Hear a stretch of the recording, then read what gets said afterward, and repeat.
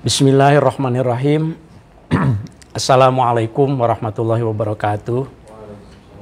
Sampurasun sobat ngariksa. Alhamdulillahirabbil alamin wassalatu wassalamu ala sayyidina Muhammadin wa ala alihi wa ashabi ajmain. Sobat ngariksa, alhamdulillah malam ini Jumat 13 Januari 2023. Ini tayangan perdana di tahun baru. Alhamdulillah ngariksa bisa hadir kembali ngaji manuskrip kuno Nusantara 2 Jumatan. Kali ini kita masuk episode yang ke-84 ya, alhamdulillah ya. Jadi tinggal nunggu 16 episode lagi untuk nyampe ke episode yang ke-100. Insya Allah. Sobat ngariksa, sebelum kita mulai membincang manuskrip, mari kita bacakan suratul Fatihah kepada para penulis manuskrip Islam Nusantara khususnya yang akan saya bahas gitu ya, para ulama, para penulis dan mereka-mereka yang sudah berjasa mewariskan khasanah ilmu pengetahuan kepada kita semuanya. Tentu kepada guru-guru saya, guru-guru kita semuanya, dan untuk kita semuanya mudah-mudahan selalu berkah, selalu mendapat kebaikan, terus bertambah kebaikan di tahun baru ini. Apapun yang dicita-citakan, apapun resolusinya, sobat ngariksa mudah-mudahan diberi kemudahan di tahun ini. Ala hadiniyah wa kulli niyatin sholihah wa ila hadratin nabil mustafa Muhammadin Rasulillah sallallahu alaihi wasallam. Al-Fatihah. A'udzu billahi minasyaitonir rajim. Bismillahirrahmanirrahim. Alhamdulillahirabbil alamin arrahmanir rahim maliki yaumiddin. Iyyaka na'budu wa iyyaka nasta'in ihdinas siratal mustaqim siratal ladzina an'amta 'alaihim ghairil maghdubi 'alaihim waladdallin. Rabbighfirli wa liwalidayya amin. Sobat ngariksa, saya beserta tim ngariksa tentu mengucapkan selamat tahun baru 2023. Bagi yang ulang tahun juga selamat ulang tahun. Mudah-mudahan diberikan panjang umur, disertai dengan kebaikan tentu saja gitu ya. Dan mudah-mudahan ngariksa di tahun ini bisa tetap istiqomah hadir bersama sobat ngariksa semuanya. Pada episode ini saya ingin mengajak sobat ngariksa untuk membincang koleksi naskah Marawi. Jadi saya masih ingin melanjutkan membacakan naskah-naskah Islam berbahasa Melayu, berbahasa Arab, dan sebagian berbahasa Maranao dari kawasan yang ada di Filipina Selatan, Kepulauan Mindanao, yaitu di kota Marawi City. Masih koleksi Syekh Muhammad Said ya. Pada episode ini saya memberi judul catatan sisi dan ilustrasi naskah Marawi. Jadi saya tidak semata-mata akan membahas teks utamanya yang biasanya ada di dalam sebuah manuskrip, tapi saya ingin mengajak sobat ngariksa berselancar, melihat-lihat, nengok-nengok gitu ya. Apa sih yang dicatat oleh para penulis masa silam itu di buku-buku mereka, di manuskrip-manuskrip mereka gitu. Jadi yang dimaksud catatan sisi itu kira-kira kalau sekarang kita punya buku, itu kalau di tengahnya itu kan buku utamanya.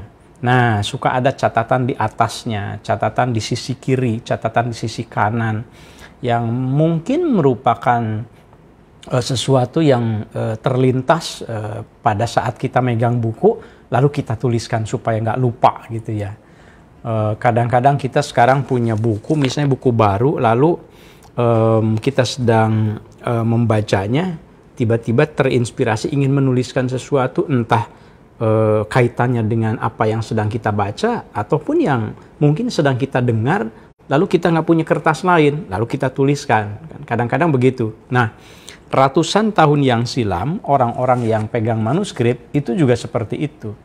Jadi seringkali yang terlintas di dalam kehidupan sehari-harinya itu dituliskan di dalam catatan sisi atas, sisi bawah, sisi kiri, sisi kanan yang menggambarkan apa yang terjadi. Oleh karenanya catatan sisi ini juga penting ketika kita membaca manuskrip-manuskrip kuno ya. Yang kedua ilustrasi. Ilustrasi itu lukisan atau gambar yang biasanya ada dalam sebuah manuskrip kuno yang isinya itu biasanya menggambarkan mewakili itu cerita yang ada di dalam teksnya. Nah, diilustrasikan dalam bentuk simbol, kadang-kadang dalam bentuk ikon, atau dalam bentuk garis-garis tertentu yang menggambarkan apa yang ingin diceritakan oleh si penulis naskah, ya itu ilustrasi. Nah, itu ya Sobat Ngariksa. Jadi jangan terlalu serius lah malam ini, kita di awal tahun baru ini kita bincang-bincang yang ringan-ringan saja dulu. Sekedar mengingatkan bahwa manuskrip yang kita bahas ini dari Marawi City itu salah satu kota di Manila, ya, maksud saya di Filipina Selatan. Di bagian selatan dari Filipina, ya. Kalau Manila itu kan ibu kotanya di Filipina. Nah, ini ada di bawahnya di bagian selatan itu ada Kepulauan Mindanao. Tentu manuskrip yang saya bacakan juga tidak semuanya. Ini manuskrip yang ada di koleksi tertentu. Yang saya pernah jelaskan bahwa Marawi City ini satu wilayah yang dulunya itu berbahasa Melayu sebetulnya. Berbahasa Melayu, aksaranya juga aksara Jawi sama seperti di beberapa daerah di kita. Dan ini adalah koleksi pribadi, ya. Cuma bedanya dengan di Indonesia, naskah-naskah Melayu di Marawi ini sudah tidak ada pembacanya lagi. Hebatnya banyak merujuk pada naskah-naskah atau karya-karya karangan para ulama Nusantara dari Aceh, dari Banten, dari Cirebon, dan juga Sobat Ngariksa tahu bahwa koleksi naskah di Filipina Selatan ini sebetulnya agak riskan, ya, karena agak terancam punah dengan adanya peperangan begitu. Nah, dua koleksi yang pernah diselamatkan itu syukurnya manuskrip Melayu Islam dari koleksi Syekh Muhammad Said dan koleksi dari Syekh Ahmad Bashir, ya. Syukurlah masih bisa diselamatkan, didigitalisasi, karena sebetulnya pernah kita ceritakan bahwa manuskrip yang ada di Marawi City ini itu lumayan bisa menggambarkan sejarah Islam yang ada di wilayah tersebut dan kaitannya dengan Indonesia, Nusantara gitu, ya. Memang beberapa manuskrip juga sama seperti di Nusantara dibawa ke luar negeri, dibawa ke Amerika, ya, itu karena ada penjajahan Amerika dan Spanyol di Filipina Selatan. Tapi pada saat yang sama juga konteks kolonialisme ini memberikan pengaruh juga terhadap beberapa naskah yang sudah pernah kita bahas. Ada 65 manuskrip loh Sobat Ngariksa. Maksud saya 65 bundel. Dalam tiap bundelnya itu ada beberapa manuskrip, jadi bisa 80-an teks sampai 100 juga mungkin, ya. Saya lupa persisnya itu, tetapi ini adalah naskah-naskah yang lumayan memberikan pengetahuan kepada kita. Saya lumayan surprise kemarin ketika membahas beberapa naskah Marawi City. Ternyata dijadikan bagian dari laporan reportase di Republika. Terima kasih teman-teman Republika menurunkan ulang begitu apa yang saya ceritakan tentang khasanah naskah Marawi ini yang memang terkait sekali dengan Nusantara. Itu satu khasanah yang saya kira menggambarkan peradaban Islam Nusantara, ya. Nah, yang sekarang pun akan menambahkan informasi-informasi itu, ya. Saya sih ya tentu saja kalau sudah diupload apalagi sudah tayang untuk umum, tentu itu memang milik umum. Jadi silakan siapa saja yang mau memanfaatkan ini. Bahkan kalau dijadikan artikel itu, satu episode satu artikel sebetulnya Sobat Ngariksa. Ini saya ingin kasih tahu ke Sobat Ngariksa bahwa satu episode itu saya mempersiapkan membacanya, membaca manuskripnya itu bisa puluhan atau bahkan ratus halaman manuskrip loh yang saya baca. Cuman saya ambilkan beberapa karena waktunya kan hanya 1 jam, ya. Tapi kalau direkonstruksi itu sebetulnya bisa memberi inspirasi. Silahkan kalau mau ditulis menjadi artikel, mungkin artikel di jurnal internasional juga boleh gitu ya. Nah, baik Sobat Ngariksa, sekarang kita masuk pada bungkus yang kedua ya. Dari 18 bungkus lah, bungkos. Kalau di Marano itu bungkos ya, bungkus ya, bundel. Bungkus kedua, manuskrip kelima. Nah, di sini, ini saya sekilas saja menyampaikannya karena ini bahasa Marano. Jadi bagi teman-teman yang bisa bahasa Marano, nah ini kesempatan, silahkan. Tentu ini Profesor Kawashima Midori sebagai ahlinya, dibantu waktu itu juga oleh Dr. Labiriwarung, dosen di Mindanao University, MSU, untuk menerjemahkan teksnya. Jadi ini bahasanya Marano tapi aksaranya Jawi, sama seperti di kita.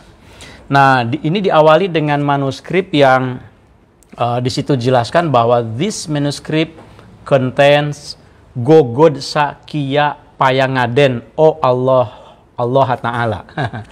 Gitu bahasa Maranonya, menjelaskan tentang penciptaan Allah itu. Dan juga doa kasili gitu ya. Doa untuk supaya dimudahkan mungkin ya. Mungkin Allahumma yassir wala tu'assir itu. Ya, kita kan sering berdoa ya, Allahumma yassir Allahumma ya muyassiro kulli asir, yassir alaina kulla asir, fatayasirul asir alaika yasir. Kira-kira begitulah doa yang sering dibaca oleh kita juga ya. Ini tapi dalam bahasa Maranao. Tapi kalau kita lihat secara umum itu ya, di sini kan ada kalimat la ilaha illallah. Hanya bahasanya saja ya, saya juga tidak bisa baca tentu saja. Di sini ada kutipan di awalnya itu yang sudah kita transkripsi, ayaso nur ayaso niyawa isa mini pansir ko langowa no baraniawa. Ini apa ya, mungkin mirip seperti bahasa Sunda ya, kalau ayatnya mah ayat itu ada ya, tapi terjemahnya itu kira-kira cahaya itu adalah ruh, berasal dari satu apa ya, al-haq gitu, satu zat gitu, dan zatnya itu adalah yang Maha Esa, yang tunggal, from which all living beings were conceived and sent to the world by Allah. Tauhid, la ilaha illallah, nafyi isbat, sama sepertinya ya. Nah, ini lengkap juga Sobat Ngariksa. Bungkus kedua naskah kelima ini bagi yang bisa bahasa Maranao keren sebetulnya, karena filologi Nusantara itu masih sangat langka atau bahkan tidak ada jangan-jangan diperkaya dengan naskah Marano, Maguindano. Jadi ini satu kekayaan yang luar biasa. Nah, saya tidak akan lama-lama di situ tentu saja. Kalau mau lebih detail silahkan baca buku ini ya, The Library of an Islamic Scholar of Mindanao. Ini PDF-nya sudah lengkap, sudah ada di di website. Jadi silahkan bagi yang membutuhkannya. Nah,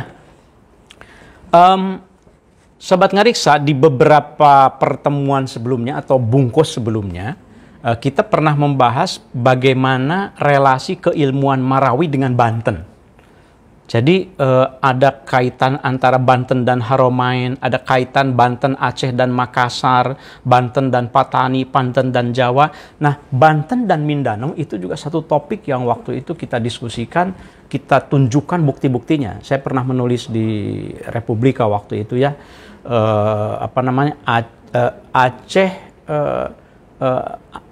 Aceh, Banten dan Mindanao, ditambah Cirebon juga itu melalui tarekat Sotaria. Nah, jadi ini juga yang akan kita bahas malam ini juga ada kaitannya dengan relasi atau kaitan sejarah antara Mindanao, Filipina Selatan dengan Banten khususnya. Kita punya Syekh Nawawi Al-Jawi Al-Bantani, seorang ulama yang sangat terkenal. Kita coba lihat memori kolektif apa, ingatan apa tentang Banten, karya-karya ulama Banten yang ada di Marawi City, yang ada di Mindanao ya. Nah, waktu itu kaitan Banten dengan Mindanao kita tunjukkan dengan salah satu teks tentang tarekat Syatariah. Ini ada satu teks yang di atasnya itu ada satu bulatan ya, dan tulisan di dalamnya itu terbaca Ta'lif Syekhina Abdillah bin Abdul Qohar Asy-Syatari, Abdul Qohar Asy-Syatari. Jadi ini Abdul Qohar Asy-Syatari yang kita tahu itu adalah guru tarekat Syatariah di Banten dan juga di Cirebon. Nah, ada di Marawi City silsilahnya nyambung ke ulama-ulama di Marawi City. Nih, kalau kita baca waktu itu, fasal pada menyatakan naiknya silsilah jalan Syatari daripada kita sekalian datang kepada Nabi kita Muhammad SAW, maka Encik Sirin awal Ibnu Sirin Abdul Ghani yang soleh lagi ragib mengambil tarekat Syatari dari Syekh Abdullah Syatari yang di Banten itu ya. Nah, sekarang di bungkus yang kita bahas itu naskah yang sebetulnya bukan naskah sih ya, karena kalau yang ada di dalam bundel ini sudah cetak sebetulnya. Kalau Sobat Ngariksa perhatikan, kalau mata seorang filolog biasanya sudah langsung bisa membedakan ini tulis tangan, ini cetak. Walaupun kertasnya sudah rusak gitu dan seperti kulehe gitu kalau bahasa Sunda mah, apa kulehe itu ya, kumel gitu. Kertasnya sudah kulehe gitu. Ini kan kelihatan seperti manuskrip dan coretan-coretannya di sini juga. Tapi kalau lihat teksnya diperhatikan betul, itu bukan tulisan tangan tapi sudah cetak gitu. Ini Bismillahirrahmanirrahim. Alhamdulillahi hamdan nastaftihul khairati wan nafahat wassalatu wassalamu ala sayyidina Muhammadin sayyidil bariyat, dan seterusnya.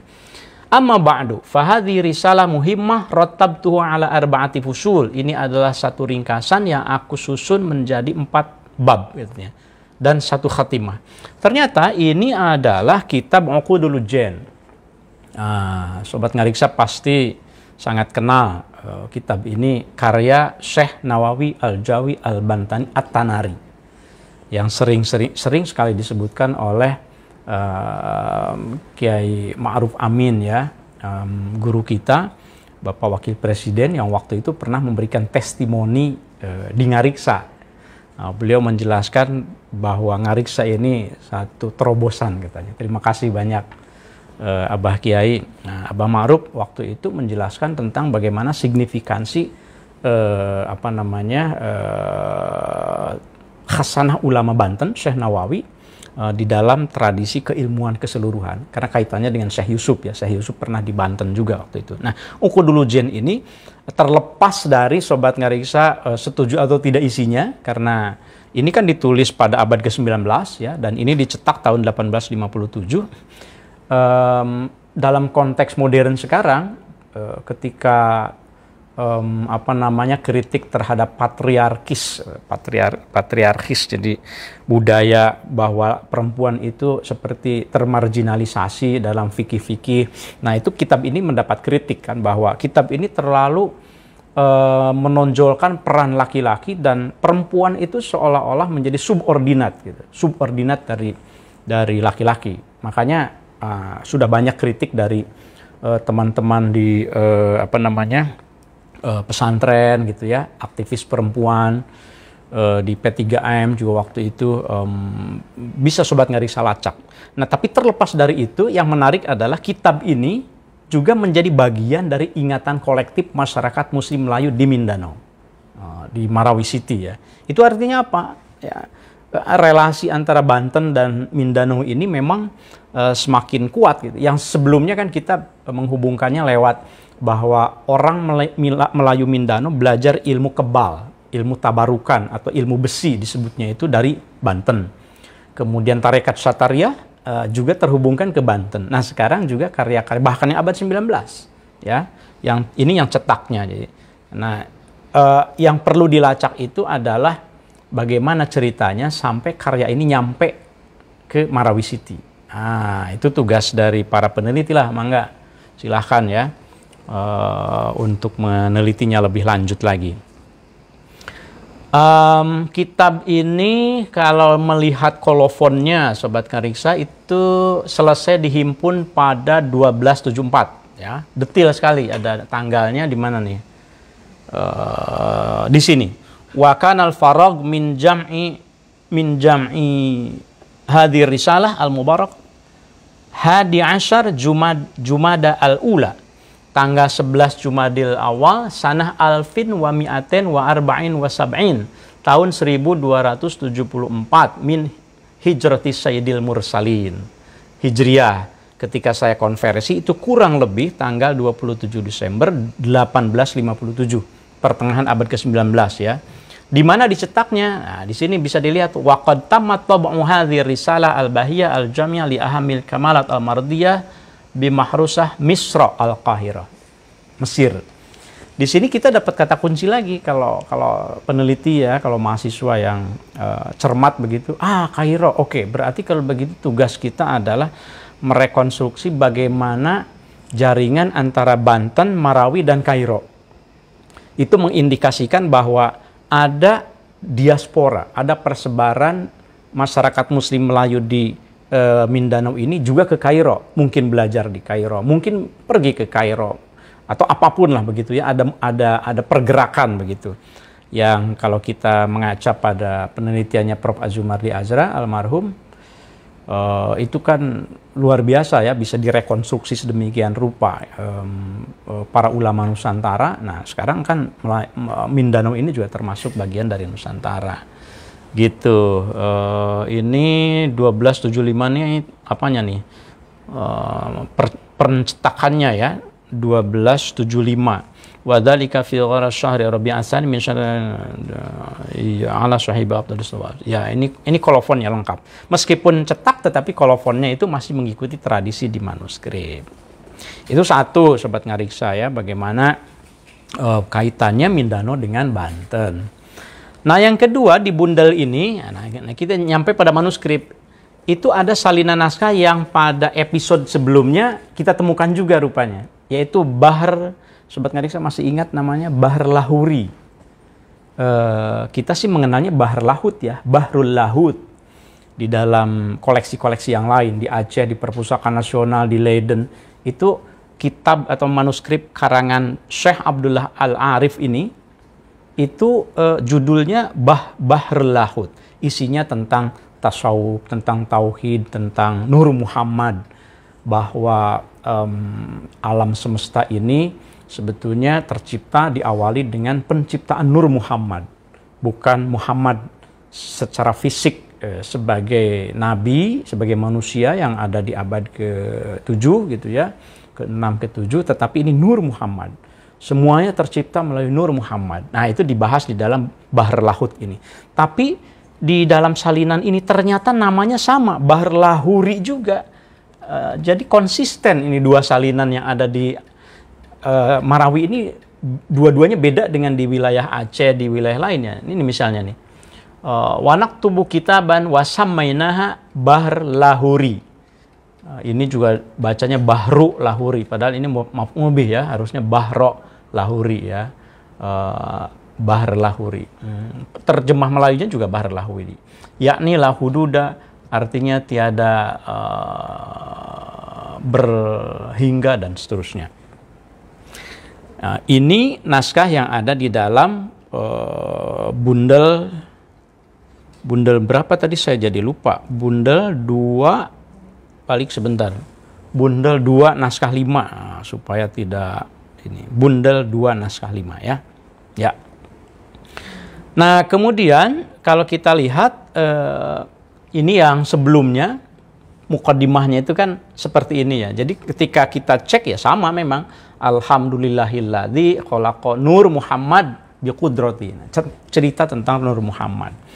Dan dari testimoni Sobat Ngariksa waktu itu di Facebook, komentar-komentarnya mungkin sekarang juga ada ya, silahkan Sobat Ngariksa kalau mau komentar lagi, bahwa naskah ini katanya di daerah saya ada, di sini ada ya. Ya memang seperti itulah. Pada masa tertentu itu diskusi tentang awal penciptaan semesta itu lumayan populer di Nusantara. Nah, kemudian ada apa lagi nih di dalam bundel bungkus 2 naskah 5 ini? Nah, ini ada satu teks yang rasa-rasanya kok saya belum pernah menjumpai penelitian tentang naskah ini. Mohon koreksi kalau saya keliru. Ini teksnya lengkap. Jadi kalau ada yang mau nulis tesis atau disertasi juga, sebetulnya ini layak loh. Ini satu teks judulnya itu Isror As-Shalah. Saya kira mungkin asror kali ya kalau melihat isinya, makanya saya kasih bukan koreksi, ini namanya tahqiq, ini namanya tahqiq, kritik teks begitu. Saya kasih kritik teks di dalam kurung isror itu mungkin maksudnya asrar. Kalau isror kan masdar ya, kata benda ya. Isror, isror dari kata apa? Asroro ya, akroma, akroma yukrimu ikram, asroro, asroro atau asarro, asroro. Ada asroro? Mungkin asarro. Asarro ya? Asarro yusirru isror. Asalnya asroro. Asroro kemudian nukilatul fathah ila maqabla gitu ya. Jadi menjadi asarro. Asarro. Di tasydidkan asarro yusirru isror. Rahasia. Merahasiakan apa ya? Tapi di sini kalau lihat isinya asror itu rahasia-rahasia. Dari sir, karena di dalamnya dibahas tentang sir. Sir itu kan mufrad, jamaknya asrar. Silakanlah ditahqiq lah. Ini kan tahqiq saya. Kalau keliru tidak apa-apa. Yang namanya muhaqqiq itu, filoloh itu seorang mujtahid gitu. Orang yang berijtihad. Berijtihad dalam pengertian memilih. Kalau benar ya alhamdulillah dapat 2 pahala. Kalau keliru ya 1 lah pahalanya. Gitu ya. Fa in asaba falahu ajroni. Fa in akhta'a falahu ajrun wahid. 1 pahalanya minimal gitu ya. Jangan takut salah gitu. Nah, ini isinya itu sobat ngariksa, pertama dia membahas tentang sholat sebetulnya dari mulai niat sampai salam, tapi menariknya dengan pendekatan bukan hanya fikih saja, tapi tasawuf gitu. Jadi rahasia sholat memang, bukan sekedar sah dan tidaknya sholat, tapi rahasia sholat. Ini gaya Imam Al-Ghazali tentu saja gitu ya. Di dalam Bidayatul Hidayah, di dalam Ihya Ulumuddin, kan begitu, membahas sholat tidak sekedar bagaimana cara sholat, tapi bagaimana supaya sholat itu sempurna. Nah, perlu dihayati gerakan-gerakannya, bahkan niatnya. Nah, menariknya itu penjelasannya itu. Pendekatan spiritual. Sekali lagi teks ini sejauh seingat saya belum ditahqiq dalam konteks marawi. Mungkin kalau dalam konteks umum sudah ada ya. Kita lihat nanti, mudah-mudahan ada sobat ngariksa yang memberikan komentar di Facebook. Oh, sudah ada nih tahqiqnya, alhamdulillah begitu. Nah, yang kedua ini kalau kita baca di sini nih. Pertama ini judulnya nih, amma ba'du. Mengapa dibaca isror ya? Amma ba'du fahadhihi juz'un yusamma isror. Gitu. Kan kalau tidak ada harokatnya sama, asror, isror kan sama tulisannya kan. Nah, tapi di sini ada harokatnya masalahnya. Tapi diartikan rahasia bahasa ininya. Kalau asarro yusirru kan bukan rahasia. Mungkin merahasiakan. Gitu ya. Wallahu a'lam lah. Dinamai israrus salat fi tabyini muqaranatin niyah bi takbiratul ihram fil fiqhi wasufi. Ya, dalam fikih dan tasawuf. Sebetulnya ini kalau kita kaitkan dengan apa yang disampaikan oleh para sarjana di Nusantara, itu ada apa yang disebut sebagai rapprochement, Pak Zumardi ya. Saya tuh tidak bisa lepas dari almarhum ya, itu guru utama saya, salah satu guru utama saya, salah seorang yang sangat mempengaruhi bacaan saya. Rapprochement gitu ya. Saling pendekatan antara fikih dan tasawuf gitu. Sufinya pun, tasawufnya menjadi neosufism. Para sufinya neosufis. Jadi tidak hanya para sufi itu uzlah, kemudian menyepi, tapi mereka menjadi aktivis juga. Mereka juga menjadi pejuang. Mereka menjadi yang peduli dengan kemanusiaan, yang peduli dengan keadilan. Mereka melawan penjajahan. Itu para sufi gitu. Nah, jadi termasuk Pangeran Diponegoro juga kalau kita baca di dalam teks-teks Jawa ya gitu ya. Jadi fikih dan tasawuf juga. Inda i'tiqadi ahli sunnah wal jamaah. Ini juga menjadi ciri khas Islam yang ada di Nusantara. Ahli sunnah wal jamaah Sunni, Asy'ari i'tiqadan biasanya kan begitu ya. Kemudian kita lihat juga madhabnya wa madhab Asy-Syafi'i. Jadi Asy-Syafi'i madhaban dan seterusnya. Cukup menarik saya kira ya teks ini untuk kita ini.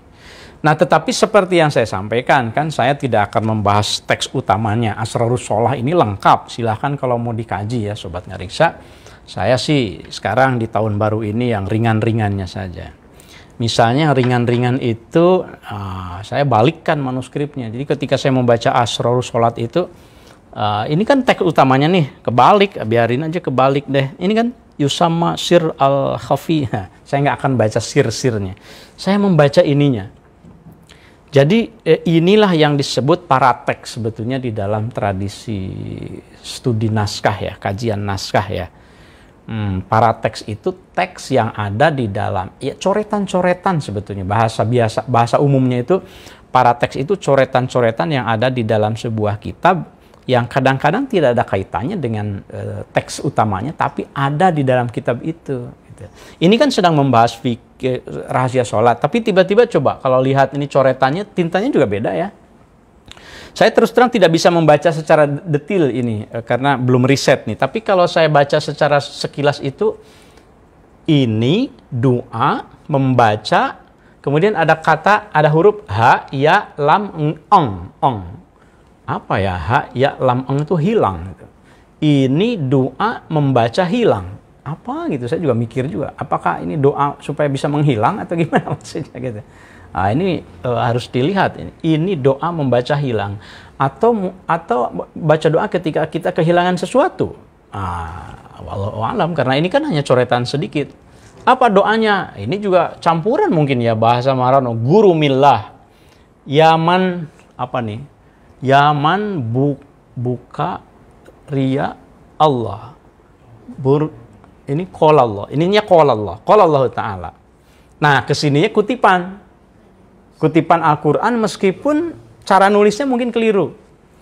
Wa in kana, di sini kan wa in kana ada dal, ada usrotin. Ini sebetulnya wa in kana du usrotin fana dirotun illa mai sarotun. Nulisnya itu gitu. Jadi ini bisa karena ini Al-Quran jadi bisa dilacak. Ini mesti yang menulisnya itu dari tradisi lisan, bukan menyalin dari satu teks kemudian menulisnya benar. Karena cara menulisnya tentu kurang tepat ya. Banyak kelirunya, makanya perlu ditahqiq. Nah, gampang saja merujuknya kan ke teks Al-Qur'annya ini kan. Surat Al-Baqarah ayat 280 ya. A'udzubillahi minasyaitonirrajim wa in kana dzu usratin fanadhiratun ila maisarah. Setengah ayat gitu. Dan jika orang berhutang itu dalam kesulitan, wa in kana dzu usratin fanadhiratun, maka berilah tenggang ila maisaratin sampai waktu dia mendapatkan kelapangan. Kalau ada yang berhutang kepada kita lalu aduh kayaknya susah banget kehidupannya juga ya. Kata Allah berikan kelapangan. Jangan dipaksakan supaya bayar hutangnya. Wa antasaddaqu khairul lakum in kuntum ta'lamun. Bahkan kalau kamu mau, udahlah diikhlaskan aja sedekah misalnya. Kan gitu kan artinya. Nah, apa kaitannya dengan doa membaca hilang itu gitu. Nah, ini saya harus tentu kan kalau mau tahu ya harus tanya orang yang menulisnya, tapi kan sudah tidak ada. Melihat kertasnya, ini ada kemungkinan ini abad ke-19. 200-an tahun yang lalu. Kalau kita punya mesin waktu sih bisa kita kembali ke 200-an tahun lalu, kemudian tentukan koordinatnya di Marawi City misalnya gitu ya. Ininya diuji dulu tanggal berapa, tahunnya mungkin tahun berapa, cari yang nulis itu siapa. Ini kamu ini nulisnya apa maksudnya gitu. Kan kita tidak tahu. Tapi ya sampai situ saja. Yang jelas ini wa in kana dzu usratin fanadhiratun ila maisarah, kemudian disebut nama hilang dan lain disebut nama. Itu teka-teki, makanya saya kasih tanda. Namanya juga ngariksa mah cuma menstimulus saja, merangsang para pembaca manuskrip supaya mau baca itu. Jadi jangan diungkapkan semua, ini trailer aja ya. Sobat Ngariksa, bagi yang mau melanjutkan silahkan. Ada lagi apa nih? Oh ya, ini masih bagian dari Asrarus Sholat. Nah, ini di sebelah situ ada catatan, tapi di sini saya ingin menampilkan kutipannya sedikit tentang aspek tasawuf dan fikihnya. Tadi kan ada sirnya yang saya sebut, sir. Nah, kira-kira misalnya ketika membahas niatnya di sini nih. Di sini kan niat ya, tentang muqaranatul mana nih sini. Fayahduruna sholatahum inda akhdil wudu, maka mereka menghadirkan sholatnya itu ketika mengambil wudu, wa indal qiyam fil musolla, ketika berdiri di musola, fa'afnahum an dhatin wa sifatin an tasrifatihi min harokatin wa syukurin. Jadi mereka memahami gerakan-gerakan sholatnya, mereka menghadirkan sholat bahkan ketika mereka wudu, ketika mereka siap-siap untuk sholat, dan ketika mereka melakukan gerakan-gerakan pun ini juga ketika takbir misalnya, wayata apa ini, dan suku-sukunnya ini kurang kelihatan. Nah, yang jelas ini membahas niat. Ketika membahas niat itu mukbilan bilafdzi takbir wa yaqulu Allahu akbar bil lisan wa yadhkuru biqalbihi usolli fardhu zuhri, dan seterusnya. Ini kan sebetulnya sama seperti Syekh Nawawi di dalam kitab Safinah misalnya, Kasyifatus saja begitu ya, bahwa yang namanya niat itu kan ya fil qalbi wa mahalluha fil qalbi, tempat niat itu dalam hati, wa talaffudzu biha sunnatun, mengucapkannya itu sunnah, kira-kira begitu. Nah, tapi kemudian di sini dibahas bagaimana kaitannya secara sirnya, secara rahasianya gitu ya. Menarik nih kalau menurut saya sih ya. Kalau ada yang mau mengkaji secara khusus, meskipun mungkin tidak ditahqiq keseluruhan, bisa dilihat nih. Di sini kemudian dikaitkan niat itu dengan fayaghriqu anahu fi anallah ta'ala li anna kalimah haqiqatu li anna kalimah apa ini? Niat haqiqatuhu wa Allah ta'ala lil ibad. Dikaitkan niat itu dengan hakikat Allah. Ya. Oke.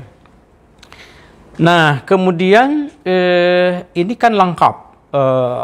Saya lupa ada berapa puluh halaman begitu, jadi bisa dilihat. Nah, tetapi kalau sekarang saya lihat di pinggirnya lagi, Sobat Ngariksa, ini saya lupa halaman berapanya. Nah, tetapi ada satu halaman di dalam kitab Asrarus Sholat ini, di Marawi City ini, satu catatan di sampingnya, ini dengan bentuk tintanya juga hurufnya gitu yang agak berbeda ukurannya. Jadi sepertinya menggunakan pena yang berbeda ketika menuliskannya. Ada catatan di sebelah kanannya. Sekarang sisi kanan, tadi sisi kiri ya. Sekarang sisi kanan. Saya coba gitu pelototin, saya coba zoom begitu. Nah, ini juga sama kelihatannya kalau dari segi tradisi tulis itu, dia mendengar si penulis ini dari tradisi lisan, sehingga tulisannya itu harus ditebak-tebak. Misalnya ini, alif, fa, lam, kemudian seperti alif, lam lagi, dal, kaf, ro, waw, ain, lam, mim. Gimana gitu bacanya? Afala, dzakara, wa alima, annahu la ilaha illallah. Sepertinya afdhalu dzikri, fa'lam annahu la ilaha illallah gitu. Itu nebak-nebaknya itu nggak mungkin kita bisa nebak kalau seandainya kita tidak lahir dari tradisi itu. Nah, jadi saya ingin mengatakan nih kepada para santri, kepada para mungkin mahasiswa, mungkin peneliti yang punya background latar belakang pesantren, beruntunglah Anda kalau seandainya Anda masuk ke dalam dunia manuskrip Islam di Nusantara. Karena Anda akan berkontribusi, akan memberikan sumbangsi yang luar biasa dalam membetulkan teks yang keliru menulisnya gitu. afdhalul dzikri fa'lam annahu itu biasa kita ucapkan. Nah, tapi ini tulisannya kok hafal. Nah, di sini kemudian apa nih? Jazallah ana sayyidana mahwa ahluh itu juga bagian dari ini. Nah, yang menarik di sini bagi saya adalah ada satu nama di sini yang disebut di sini nih. Li Sayyidi Syekh Ibrahim Al-Madani min ahlihi silsilatihi wa usulihim. Mungkin wa usulihim wa furu'ihim dan seterusnya begitu ya. Nah, ini kan wa furu'ihim tapi dipecah di sini. Wa usulihim wa furu, kemudian ihimnya itu pakai alif, wa furu'ihim. Padahal kan maksudnya wa furu'ihim dengan ain dari far'un. Wah, banyak sekali yang harus ditahqiq ya. Nah, tetapi di sini itu pertanyaan saya. Jadi saya terbiasa kalau menemukan ini ada Syekh Ibrahim Al-Madani, ini siapa ya gitu. Apa kaitannya dengan teks itu dan apa kaitannya dengan Marawi? Apa kaitannya dengan sejarah Islam? Nah, lalu karena kebetulan kita melacak dan pernah membaca beberapa buku, kalau yang disebut Syekh Ibrahim Al-Madani itu biasanya itu merujuk pada Syekh Ibrahim Al-Qurani. Syekh Ibrahim Al-Qurani Al-Madani, yaitu guru bagi Syekh Abdul Rauf Singkal yang menyebarkan tarekat Naqsyabandiyah dan Satariyah. Ia seorang guru di Madinah gitu ya, di mana tempat belajarnya Syekh Yusuf Makassar, tempat belajarnya Syekh Abdul Rauf Singkal gitu, disebut di dalam naskah ini. Jadi kemungkinan memang ini yang dimaksud adalah Syekh Ibrahim Al-Qurani, abad ke-17, ulama abad ke-17. Apalagi di Marawi City ini, di Mindanao ini, tarekat Satariyah juga kan berkembang banyak ya. Nah, ini catatan yang kedua berarti ya. Tadi kita dapat catatan yang tentang doa ya. Sekarang kita dapat nama, itu juga bisa direkonstruksi. Ada lagi catatan apa berikutnya? Waduh, ini azimat ya. Wah, ini azimatnya. Ini azimat perkasa perempuan. Saya terus terang nggak paham ini maksudnya supaya perempuan perkasa atau supaya perkasa laki-laki menghadapi perempuan. Karena biasanya yang namanya perkasa itu ini obat perkasa laki-laki misalnya gitu ya. Tapi ini ini azimat perkasa perempuan kalau di Marawi City ini.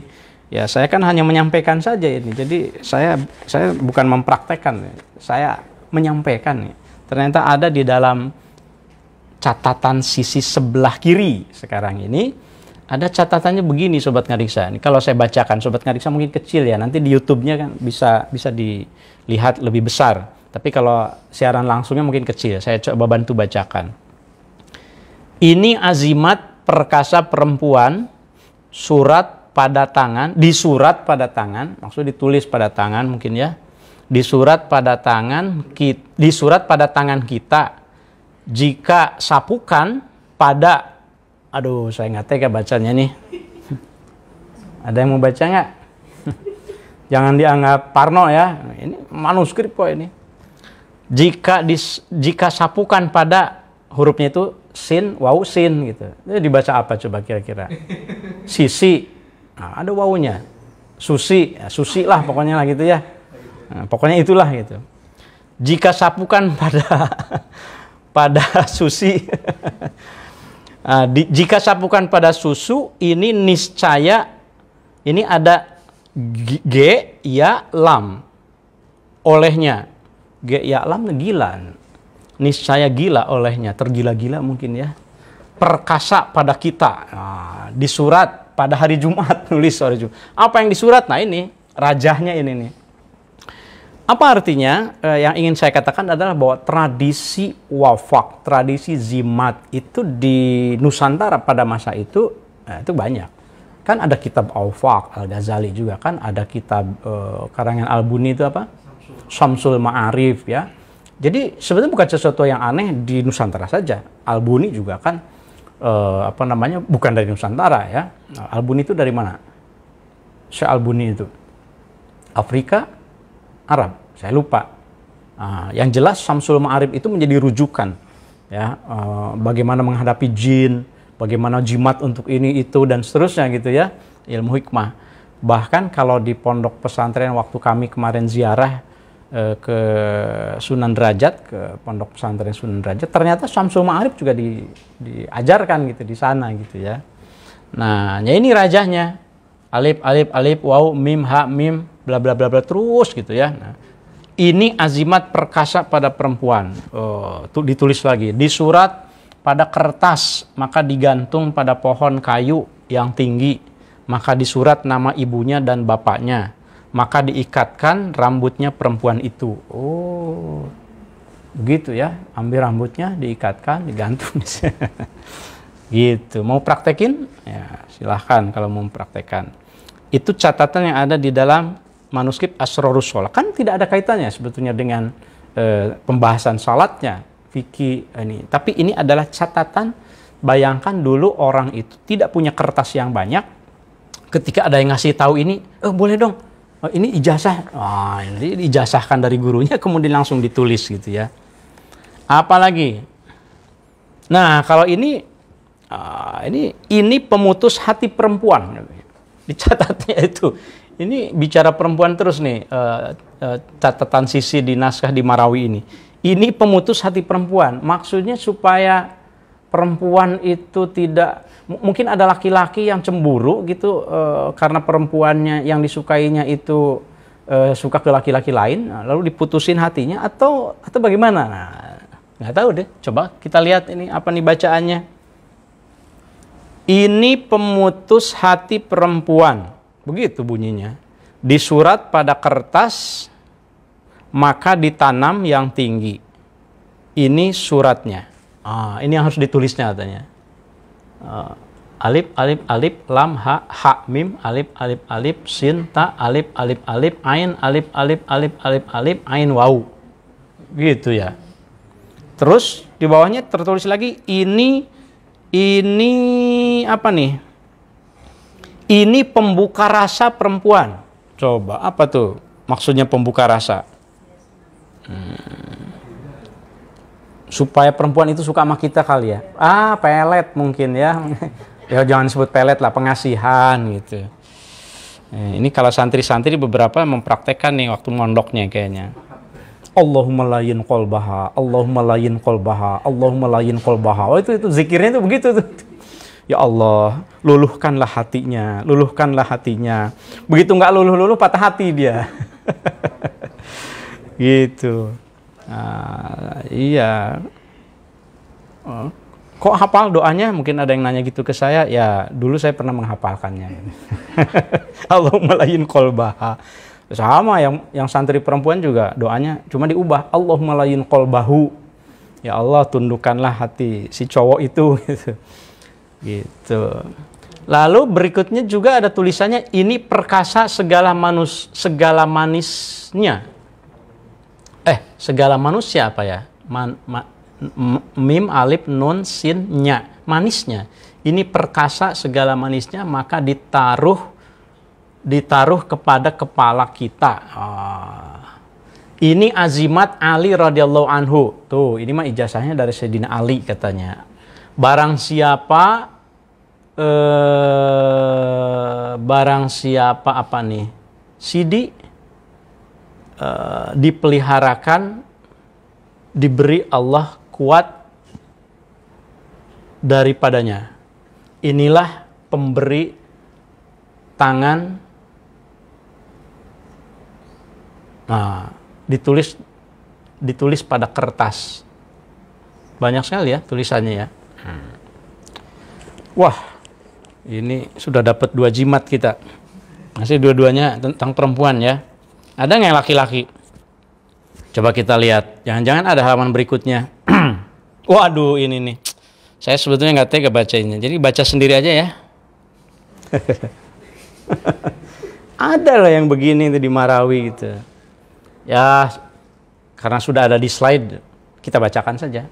Ini halaman berikutnya sisi kanan sekarang. Yang tadi sisi kiri perempuan, sekarang sisi kanan. Ini kalau kita baca itu, inilah doa. Awalnya itu saya bacanya itu zikir gitu. Inilah doa zikir. Oh oke, ini doa zikir.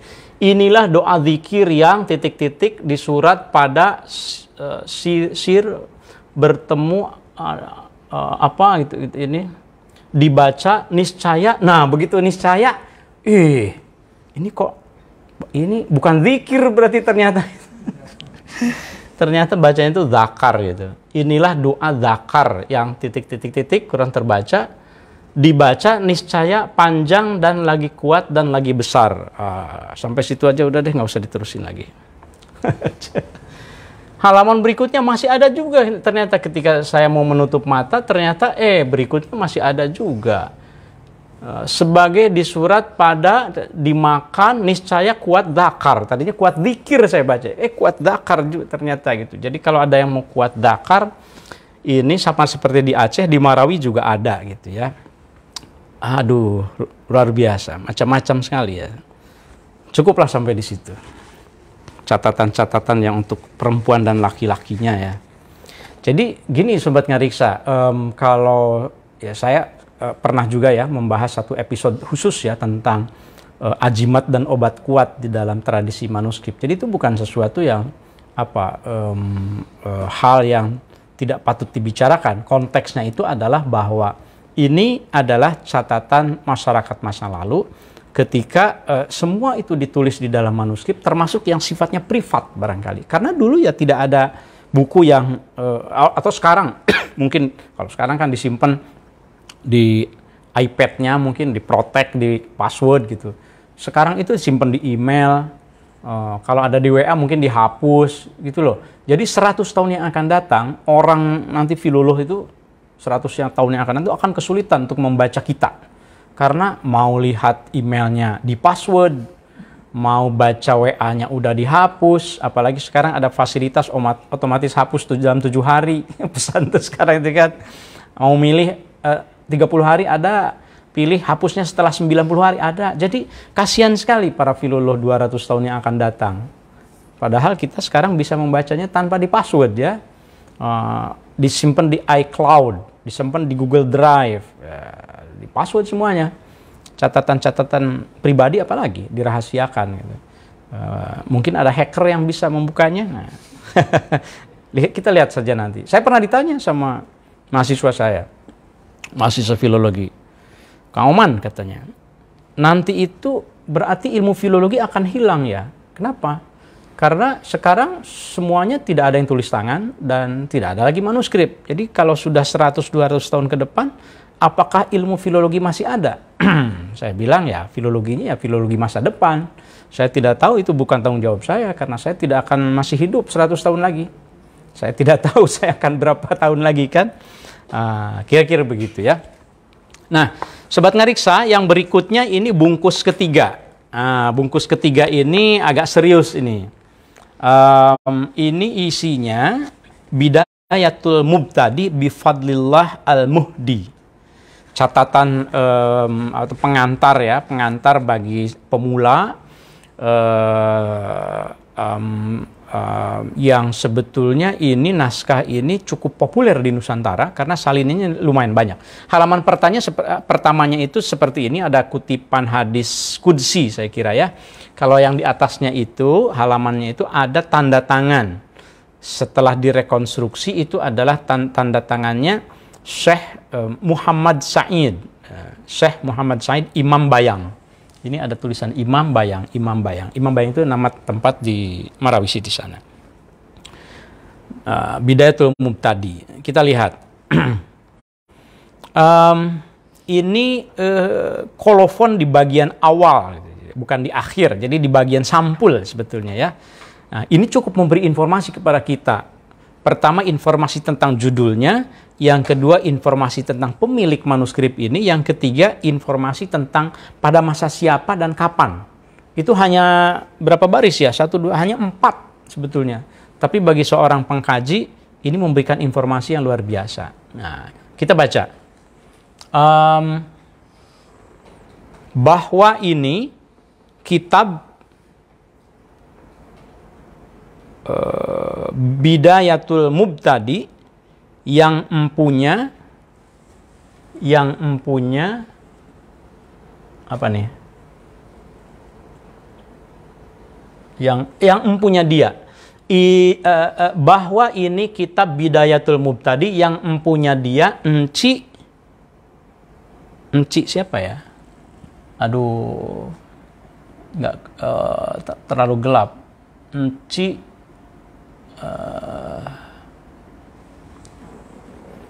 saya lupa tadi nggak saya tuliskan.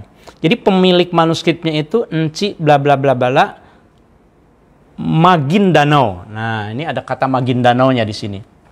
Magindanao. Artinya Mindanao ya. Ini nama ini bisa di sebetulnya ada di buku ini tapi saya tidak punya waktu untuk melihatnya.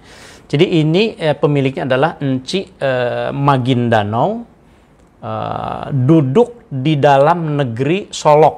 Nah, menurut Profesor Kawashima Midori, ahli Filipina, Solog, bukan Solok, tapi nama tempat Solog di sana, di Kesultanan Sulu. Pada masa Sultan Muhammad Muizuddin, ibnu Sultan Muhammad Badaruddin.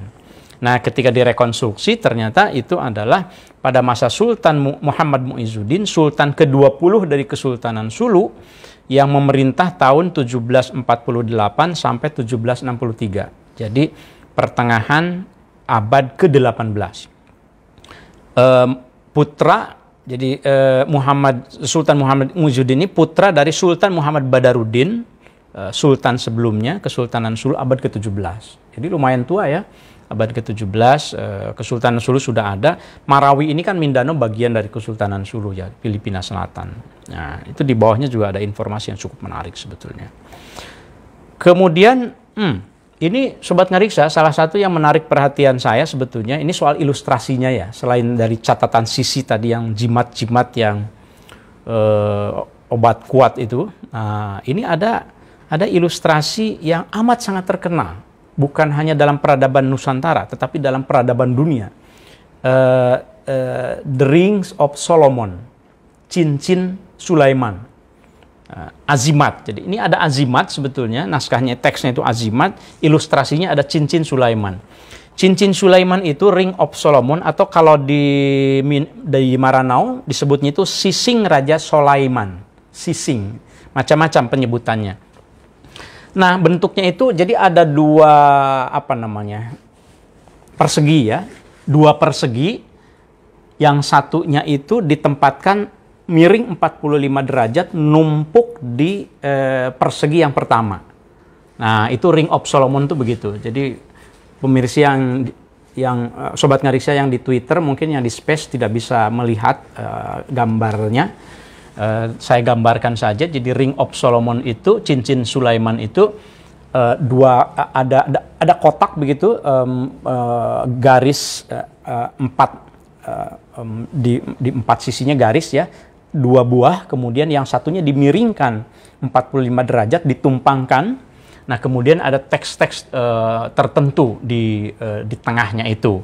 1, 2, 3, 4. Di sini Anta, Hamim, Anta, dan seterusnya gitu ya. Kalau kita baca itu di tengahnya Bismillahirrahmanirrahim, wassama'i wattariq, wa ma adraka ma tariq, surat Al-Tariq gitu ya. Dan seterusnya. Nah, kemudian di halaman berikutnya sama, ada juga tapi ini azimat. Kalau saya besarkan itu yang sebelah sini ya, bacaannya begini. Bab ini tinggal tikus. Ini tinggal tikus. Maksudnya setelah saya lihat ternyata bagaimana masyarakat masa lalu itu cara mengusir tikus supaya tidak mengganggu padi. Sebetulnya begitu. Di Kalimantan juga ada, di Kalimantan Barat. Ada disertasi bahkan dari Pak Hermansyah ya. Juga penelitian dari Mas Faisal, filolog kita juga, itu anggota Masyarakat Pernaskahan Nusantara dari IAIN Pontianak. Itu menarik tuh, menulis artikel, dia terbit di jurnal internasional loh. Gara-gara nulis yang begini-begini aja sebetulnya. Rajah-rajah, tapi ditempatkan dalam konteks antropologinya itu. Itu layak terbit menjadi artikel internasional. Bisa jadi profesor dari situ ya. Bab ini tinggal tikus, atau bab maka disurat pada kertas ditanamkan pada tengah huma. Inilah ayatnya ditulis. Ain, ya Rahman, Amidullah, Ar-Rahim, dan seterusnya. Nah, kemudian ini yang dimaksud dengan Ring of Solomon-nya. Sama kan dengan yang tadi, tapi ini ada ada sedikit bulatannya. Ini kotak 4, kemudian ada yang kotak satunya lagi ditempatkan numpang. Nah, kemudian yang bagian tengahnya juga bacaannya bab ini azimat padi. Azimat padi ya. Maka disurat pada kertas dimasukkan 4 penjuru huma. Huma di sawahnya. Tulis kemudian tempatkan supaya tikus tidak masuk. Nah, ini rajahnya. Kemudian satu lagi juga ini sama. Bab ini, kalau ini bukan ngusir tikus rupanya. Di dalam rajah di bawahnya itu bab ini obat batuk rupanya ya. Bab ini obat batuk disurat pada apa nih? Mangkok putih. Maka beri minum. Ini yang disurat. Ada yang ditulis ini, ada huruf-hurufnya, rajahnya gitu, ini surat. Mungkin ada yang bertanya, emangnya kita percaya yang begini-begini? Ya, tentu saja tergantung dari tradisinya. Kalau kita hidup dalam tradisi itu, mengalaminya mungkin akan percaya. Ya, percayanya tentu saja bukan kepada kekuatan huruf. Saya sendiri karena mengalami ya, bagaimana ayah saya almarhum Pak Kiai Harun di Kuningan itu waktu saya masih kecil itu banyak mencatat yang begini-begini. Ketika ada yang kesurupan, ada yang apa itu menuliskan rajah-rajah tertentu, berdoa kepada Allah, baca Fatihah segala, kemudian dibakar, dimasukkan ke air di gelas, kemudian airnya diteteskan ke yang kesurupan itu. Yang kesurupannya teriak-teriak. Itu kan saya juga memahaminya bagaimana gitu, kok bisa gitu. Nah, tapi disitulah saya kira apa yang disebut ilmu hikmah itu gitu ya. Dan setelah itu sembuh gitu. Dialognya panjang gitu antara yang kesurupan dengan ayah saya almarhum. Ayah saya dimaki-maki, padahal itu anak SMA waktu itu. Kamu Harun, tahu apa sih? Kata si anak ini ngelunjak ke bapak saya kan. Padahal kiai itu bapak saya waktu itu. Di Kuningan kamu Harun, katanya, aku tahu saya tahu kamu lahir itu tuh, di Lengkong kan, katanya. Tuh sebelum kamu lahir itu aku sudah ada. Waduh, jadi bulu kuduk kita takut juga waktu itu. Dan dia janji, saya nanti akan keluar, akan pergi. Tunggu jam 12 malam. Wah, kita ngeliatin jam gitu.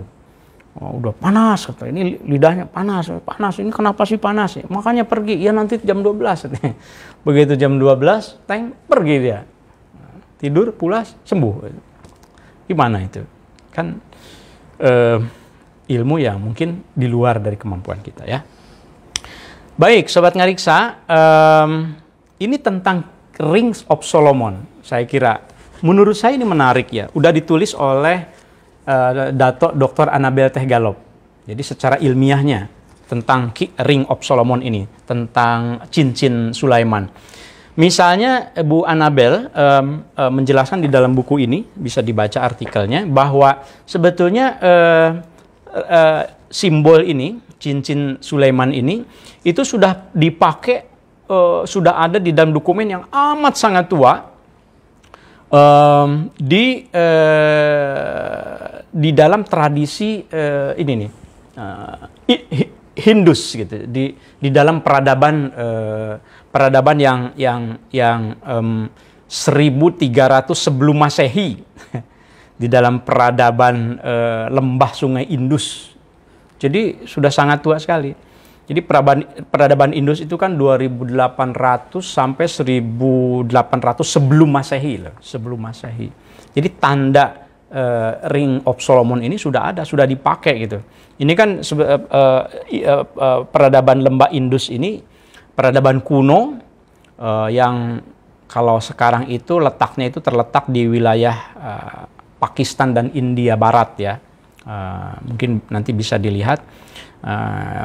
Peradaban itu salah satu pusat kotanya itu namanya Mohenjo-daro.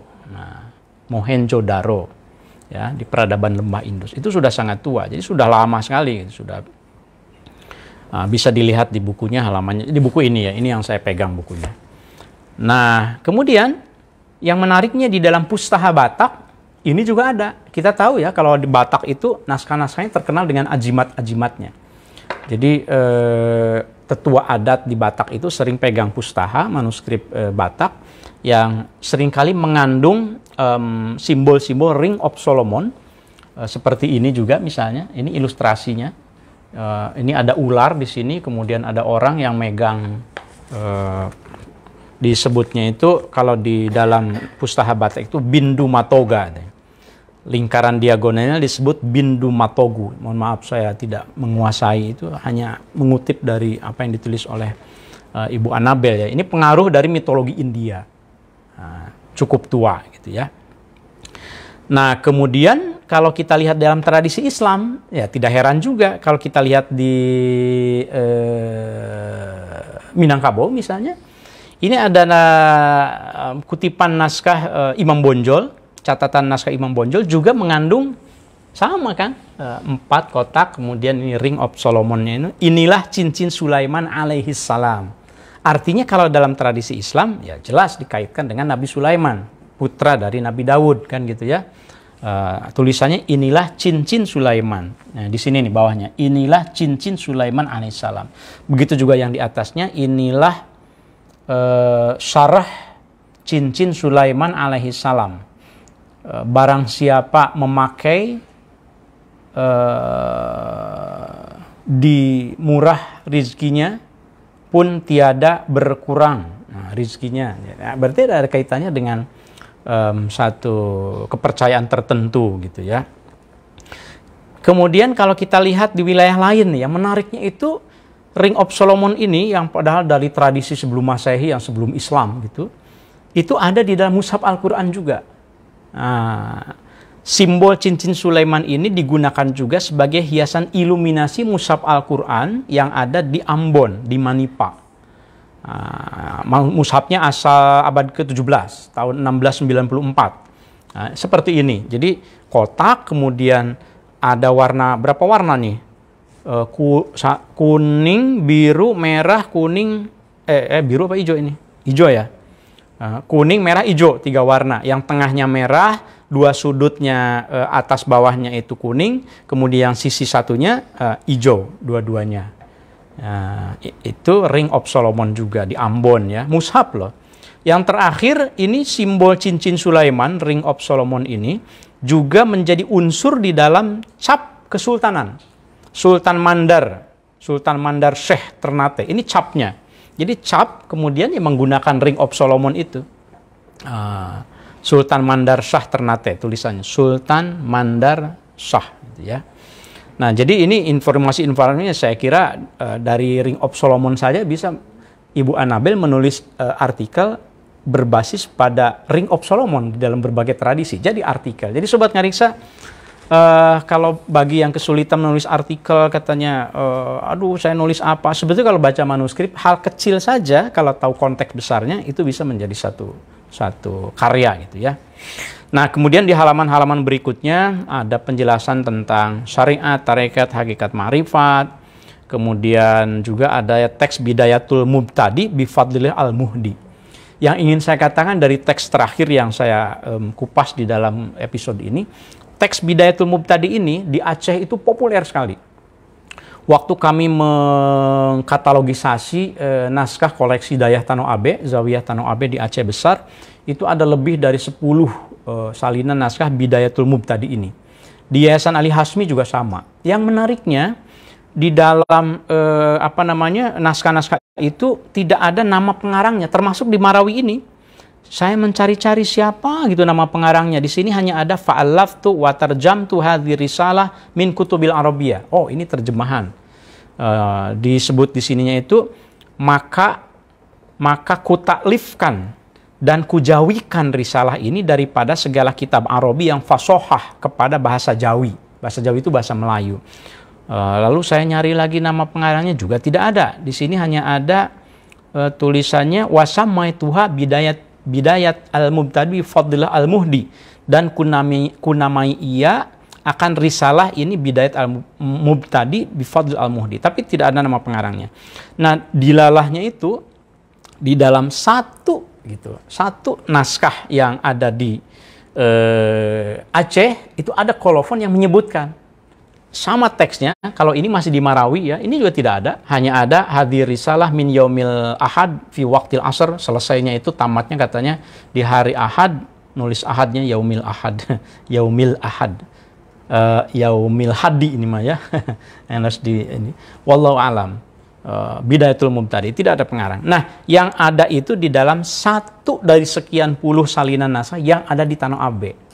Makanya ijtihad saya, ini nama pengarangnya. Saya sebutkan di dalam buku yang kami susun tahun 2010 ya.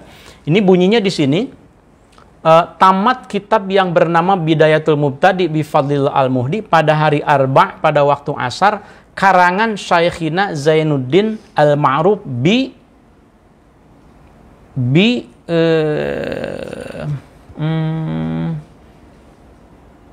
apa ya ini?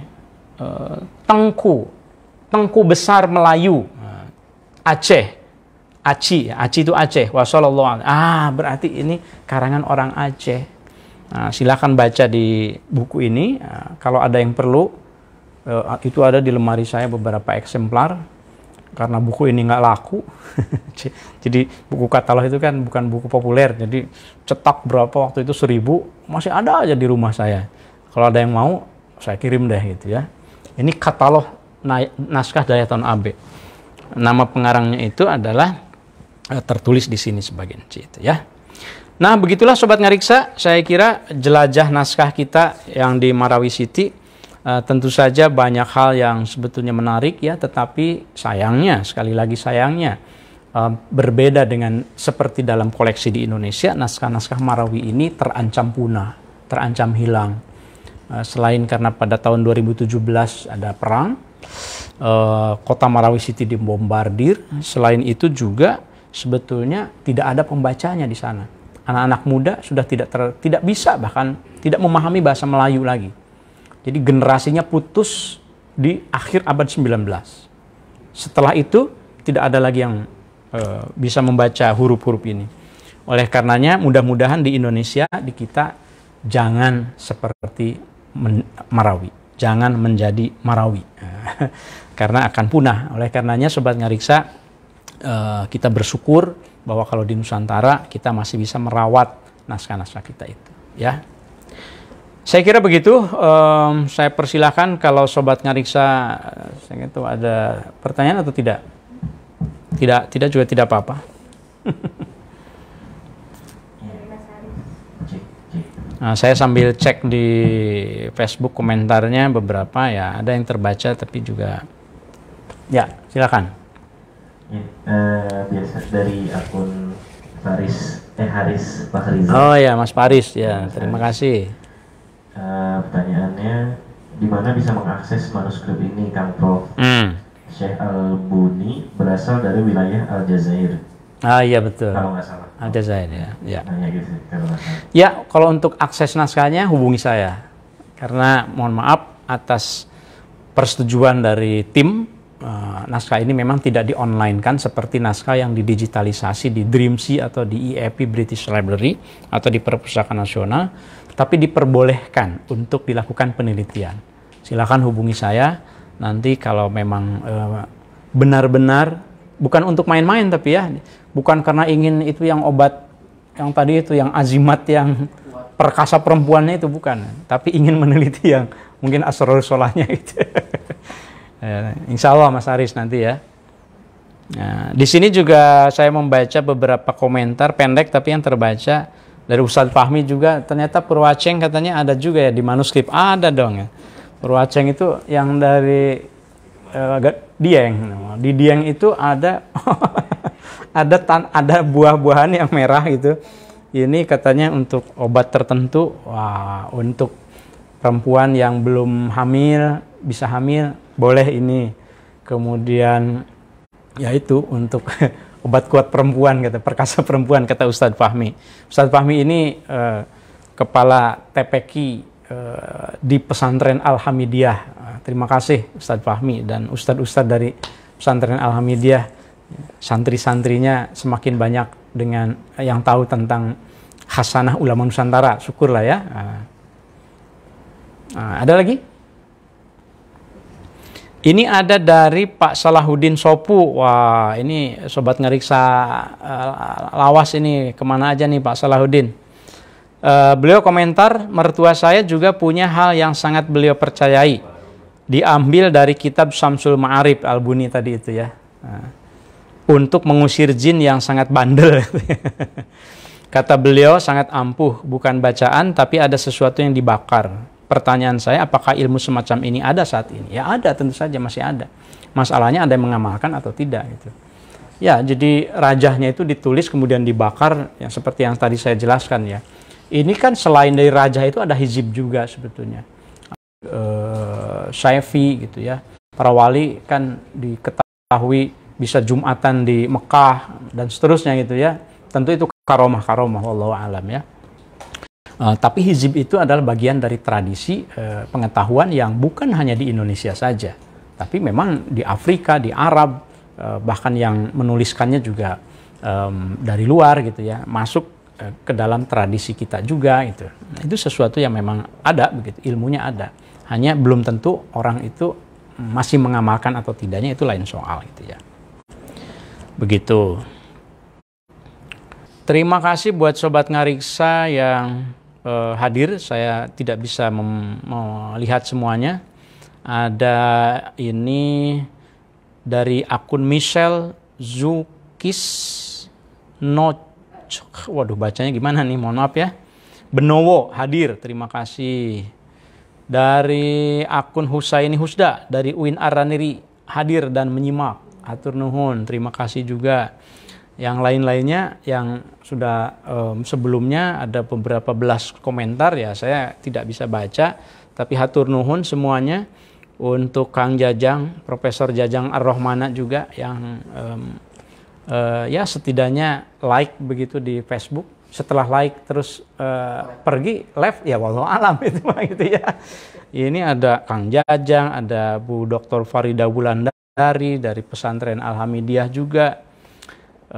Direktur pendidikan di Al-Hamidiyah, ada Pak Kemas Andi Syarifuddin, terima kasih banyak.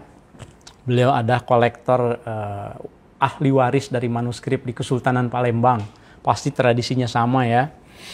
Ada Mawardi Yahya, ada Pak Asep, Kang Asep, Pak Asep hatur nuhun, Pak Asep Rifki Fuad. Ternyata kemarin putranya ya, putra atau putri ya, yang wisuda barengan dengan putra saya di UIN November ya kemarin dengan Alif. Ternyata ini Pak Asep Rifki. Sayangnya nggak ketemu Sobat Ngariksa itu, kalau mau ke Ciputat tolong kasih tahu saya ya, supaya kita bisa selfie lah paling tidak gitu. Wisudaan. Ada Ali Topan, mahasiswa filologi, terima kasih. Bang Syahrir tadi sudah. Ada akun Latif Abdullah Al Banyumasi. Wah, dari Banyumas pasti ini mah.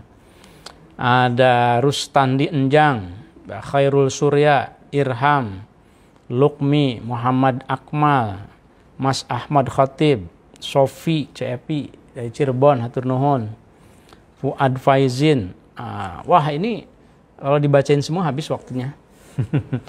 Terima kasih Sobat Ngariksa semuanya. Mudah-mudahan menjadi amal jariah buat semuanya ya. Khususnya tentu saja buat yang mewariskan manuskrip itu kepada kita sekalian. Oh ini akun Michelle katanya dari Pondok Pesantren MFM Malang. Hatur nuhun, terima kasih banyak. Terima kasih. Sobat Ngariksa, dalam manuskrip informasi tidak selalu kita peroleh dari teks inti. Seringkali kita mendapat inspirasi dari coretan sisi dan gambar ilustrasi. Catatan pinggir tidak selalu berarti pinggiran. Kita bisa memahaminya sebagai bagian dari pesan kehidupan yang ingin penulis sampaikan. Naskah Marawi tidak berhenti memberi inspirasi. Cincin Sulaiman menghubungkan ingatan pengetahuan di Filipina Selatan dengan Aceh, Batak, Ternate, dan Banten di masa silam. Naskah Marawi masih melimpah, menunggu dikaji dan dijamah agar kearifannya tidak musnah. Sampai jumpa Sobat Ngariksa dan salam Ngariksa. Terima kasih banyak untuk Sobat Ngariksa yang sudah subscribe di Ngariksa Channel di YouTube, yang sudah subscribe, like, share, semakin banyak. Terima kasih. Sekarang sudah 5.000, sudah 5.350. Wah, sebentar lagi 6.000. Wah, nanti kalau masih lama ya, masih setahun ya. Aduh, jangan setahun dong. Ya seminggu nambah 100 aja gitu. Nah, mudah-mudahan semuanya mendapat manfaat dan kita bisa terus menikmati manuskrip yang klasik tapi asyik untuk menatap masa depan dan merawat masa silam. Terima kasih Sobat Ngariksa.